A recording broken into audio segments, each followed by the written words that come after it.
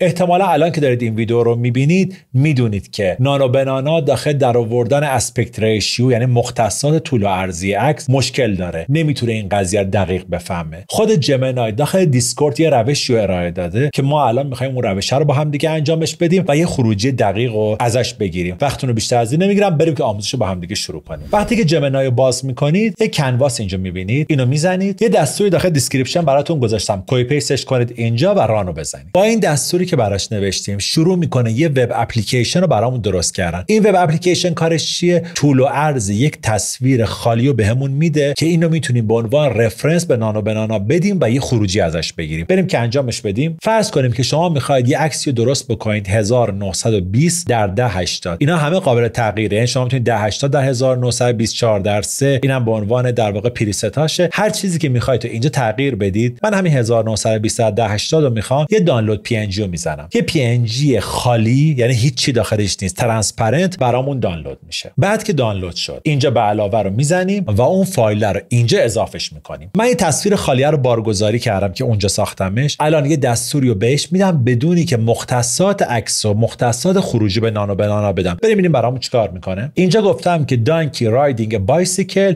use the picture as the preferences for final aspect ratio. این تیکه رو آخر پرامپتتون اضافه میکنید، داخل دیسکریپشن گذاشتمش. رانو میزنم، ببینید چقدر دقیق. یه تصویر 1920 در 1080 شبیه اون رفرنس کاوری بوده که بهش دادیم، برامون ساختش. قسمت دوم اینجوریه که ما یه عکس رو میخوایم بهش بدیم برامون اکسپند کنه. مثلا یه عکس ورتیکال رو میخوایم بهش بدیم، عکس رو هوریزونتال کنه، یعنی عکس 1080 در 1920 سایز اینستاگرام میخوام به سایز یوتیوب مثلا تبدیلش بکنم، 1920 در 1080ش بکنم، آپلودش میکنم. اون عکس خالی هم که اونجا درستش کردم 1920 در 1080 بود، اونم به عنوان عکس دوم اضافهش میکنم. یه نکته رو من اینجا بهتون بگم، به دردتون میخوره. اگه محیطتون فارسی بود این میشه عکس اولتون، این میشه عکس دومتون. اگه محیطتون انگلیسی یا زبونهای دیگه بود این میشه عکس اول، این میشه عکس دوم. پس چون محیط من الان فارسیه این عکس اوله و این عکس دومه. یه کامنتی باز داخل دیسکریپشن براتون گذاشتم، اونو اضافهش میکنید اینجا. گفتم که از عکس دوم به عنوان رفرنس فور فاینال اسپکت ریشیو استفاده کن and fill the area wasn't showing the original picture و جاهای خالی رو برام پر کن، در واقع اکسپندش کن. عکس رو برامون اکسپند کرد و یه خروجی بی‌نقص رو بهمون ارائه داد. موفق باشید.